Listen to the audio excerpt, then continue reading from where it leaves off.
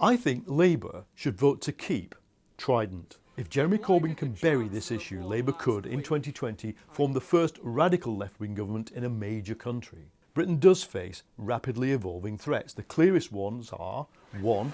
Terrorism, and 2. A newly aggressive and unpredictable Russia. In the face of that, Conservative defence policy is dangerously incoherent. They're building a massive expeditionary force, aircraft carriers, strike aircraft, and a force double the size of what we have now. To do what? And a massive new naval base in Bahrain. Why?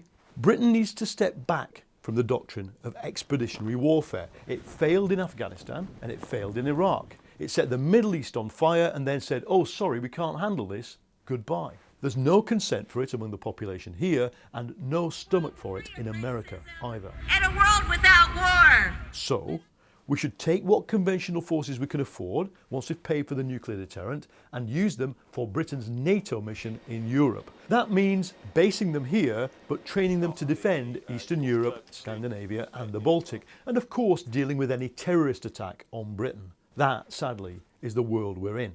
But when it comes to nuclear weapons, instead of the Cold War policy, to keep Russia guessing about how the nuclear deterrent will be used, we need to communicate a clear set of conditions for using it. That's what President Obama did in his nuclear posture review in 2010. And to anybody who says we can't review our nuclear posture at all, ever, well, in that case, we're not a democracy.